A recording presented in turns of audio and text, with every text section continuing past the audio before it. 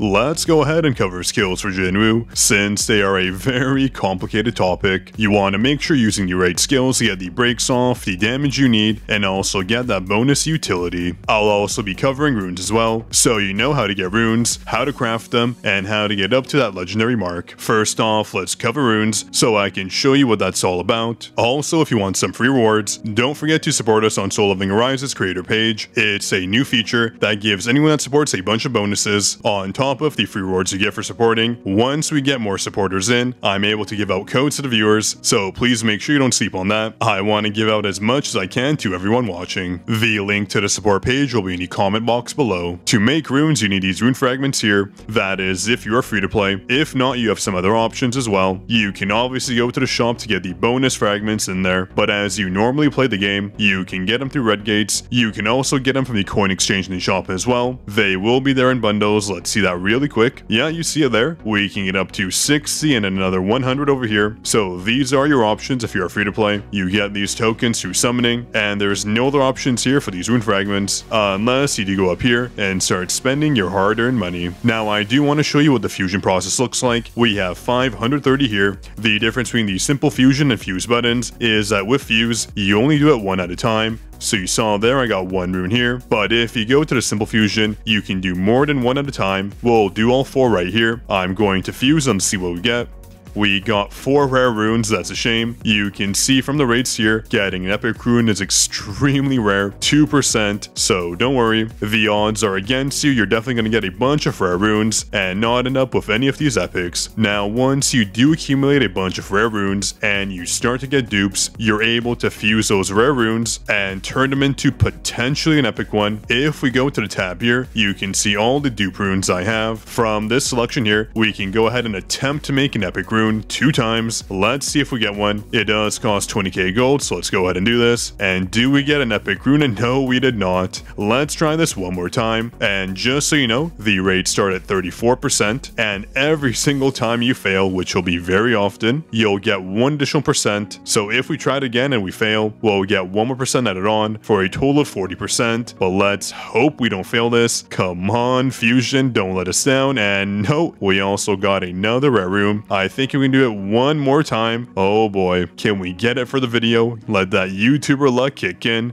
Do we get an epic here? And we do! Very nice. And we got it for a solid skill as well. This is what you want to see. So now you understand how you can get runes and how you can fuse them up to get the epic runes everyone needs. And in a few years, once you get epic rune dupes, you can go ahead and fuse those up for a 25% odds towards a legendary rune. Obviously, we're not going to be able to do this for a very long time. I'm not even close, not a single dupe epic, but now you know how this feature works. So there's no difference between simple fusion and fusion. Besides, with simple fusion, you can do multiple at once, so don't worry, there is no wrong button press there. And also, one free reward we constantly get is the skill rune support chest. We get these rune chests from the daily login. They provide terrible rates as well, 9% for the rare rune and 1% for an epic rune. At least we have a slight chance, so I'll use 3 here. And what do we get? Whoa. That is what we call YouTuber luck. That is absolutely insane. And we got another epic rune for a solid skill. Let's go ahead and drop a like on the video for these epic rune drops. So now that we have all these runes, let's go ahead and go to our skills so you can see which skills you should be using. Now, there are multiples here and they all serve a different purpose. We have this brand new skill here. Armor Break is one of the most overpowered skills in this game, the only skill to provide Almighty Break. To unlock this skill, there are 2 ways to do it. You can get extremely, and I mean extremely lucky with runes. If you unlock a rare skill rune for the skill, you'll unlock the skill. Otherwise, you'll have to wait a very long time until you get the final job change, where you need 70,000 power, you need to complete chapter 8 on hard mode, and you need level 55 with Jinwoo. So it'll take a month at least to get it, even if you're pay to win, unless you really do splurge. So don't worry, you'll eventually unlock it. And really quick before I forget, do you see this icon here? We have this icon as well. These 2 represent 2 important things. If you see this down arrow, it means you need to hold down the button for the skill to basically get the most damage out of it. I will show an example of this shortly. And this icon here means the skill counters. You can see a counterattack is applied. That's what this icon represents. So again, some neat info for you to know. So Armor Break is definitely one of the top tier skills, but what if you don't have it? Well, we have other options here as well. skills have very different uses. Some provide amazing break, such as Death Stance. It is one of the best damage dealing skills. On top of providing a ton of break, I do recommend you try and use it out. It also provides almost every single element in its runes, a very rare sight to see. You can see if we go to Mutilate, for example, it only has 2 different elementals, so something to note, these elements really do matter since they do provide elemental damage regardless of the weapon you have on Jinwoo, so you will get the elemental bonus depending on the boss's weakness or the debuff, so something to consider. And if we go ahead and look at the different rune effects for this skill, Death Stance has a lot of options. The light rune provides some very nice effects, increasing your crit damage by 20% for 8 seconds. That is honestly amazing in this crit meta. It also resets the cooldown of Commander's Touch, which is this skill here. Commander's Touch is another awesome skill we will cover shortly. So these runes are very important to look at. Obviously, you want to have all of them unlocked, but as you do unlock them, you want to check which ones are the best for your given situation. There is generally no best rune. There are best skills, but the runes they apply are all different. So you have to look at the situation, look at the boss you're facing. Maybe you don't need break, you're facing a boss that doesn't have the counter, so you want to go for all damage, or utility or survivability, taking skills of counter, as I mentioned earlier, and also shields. So these are all things you need to consider. As you see, the Dark Skill rune provides bonus damage to bosses. Again, very nice on top of the heavy break. So in short, Death Stance is another skill you should use. These 2 skills provide amazing break. Actually, amazing is inaccurate. They are the absolute best skills for breaking, so they are definitely more than amazing. Now on the topic of breaking, Multi-Strike is another skill you should definitely try using. It resolves extremely fast. Just to show you how fast the skill does apply, watch here as we do try it out, and boom, the skill is used almost instantly. With these other skills, it does take a minute for them to resolve. You saw there with Death Stance, it did take a bit longer to apply. And if we go to the skill here, Armor Break, this is what I'm talking about. When you see the hold down button icon, that's what you're doing there. If you let go, it uses a charge right away. You want to build it up. There will be a 300% counter. The longer you hold it down, the more damage it'll apply. So something you definitely need to note. Skills like Commander's Touch take a very long time to resolve, so that's why I do love Multi-Strike. It's just a quick skill to use. It provides fantastic break, and it also has a ton of different effects. If we look at the light rune here, you can see it provides super armor while using a skill, meaning you cannot be knocked down, and it also increases your crit rate by 3% for 8 seconds. Again, a very nice bonus effect. It does lower the amount of break, and there is also a typo here. They should really fix that. If any devs are watching, be sure to fix this extra V. It should be a dot. But anyways, looking back, although this provides a weak break, you always have to read all the skill effects. When the skill hits, it resets a cooldown, so you can use the skill twice. Very nice. These are all things you need to consider. Every single rune will provide different effects. So this one here, the Fire Rune, 30% extra damage to bosses and elite monsters, and medium break, especially if you need breaking. So in short, Multi-Strike and also Armor Break are the skills you should be using if you're fighting enemies that require break to be applied. Now, I want to cover skills that have very good utility. Commander's Touch is one of the best skills, especially for later chapters and mobbing in general, because it sucks in the majority of the enemies on the screen, and it causes tons of damage to them. It makes mobbing so much easier. You don't need to run around and chase them. The runes are solid as well. A prime example is this first one here. Depending on the number of targets the skill hits, increases the damage dealt to normal monsters by 10%, up to 100% if you have 10 targets. So this skill is so nice. You'll thank me once you do use it. The other rune version here lets you use a skill 2 times, and it also increases your attack, but it doesn't have the vacuum effect. You can watch the preview here. As you'll notice in just a second, the enemy is knocked down instead of sucked in, so it depends on what you want. Ideally, it'll be the vacuum version like this rune does. It makes it so much easier to use. So for mobbing, do go for Commander's Touch. But real quick, I want to cover these skills you should never use. Dagger's Toss is one of the most awful skills, so don't waste your upgrades on this skill. You can just see how terrible it looks in general and how weird the activation is, on top of the weak damage it provides and very strange abilities overall, so it's not one of my favorite skills. The same goes for Double Slash. It's very hard to aim. It does have some airborne utility, but really, it's not one of the best skills. In general, the damage it provides is very minimal, and the effects it has aren't that great. The win option isn't too bad since it does stun the target, but other than that, it's not a skill you should use, so do avoid these first 2 skills. Now, jumping into damage, we have 2 skills that really do shine here. Vertical Arts, it is a very powerful skill. This version, of course, has the counter I mentioned earlier, and it also provides a shield on top of a stun, so the Dark Rune version is super nice. In fact, it's one of my favorite skills just for this rune alone. Again, depending depending on what you're doing, so do give the skill a try. Vertical Arts damage is quite high, depending on the rune, providing 70% bonus damage if the target isn't break, and the wind version is very nice as well. It has a similar ability to Commander's Touch, sucking in all the enemies, as you'll see in just a second here, so it's great for mobbing. You can swap these in or use both together if you're versing a bunch of mobs, which is amazing for doing some speed runs. The Fire Elemental version is ideally used for bosses, providing a 45% boost. Again, these are all things you should consider when you are finally getting more runes, since the effects they imply do widely vary, so you have to actually go ahead and read them to figure out which skills you want to use and which runes to equip. And the next two skills here, we have Mutilate and Vital Strike. These are quite powerful. I think between the two, I do honestly provide Mutilate. It's very quick to use and it provides a lot of damage, and similar again, it has the hold down feature, which I do love using. It has one of the best abilities I've seen on a skill. When it does apply, there is a 20% chance that the hunter will ignore 100% of the target's defense, which is so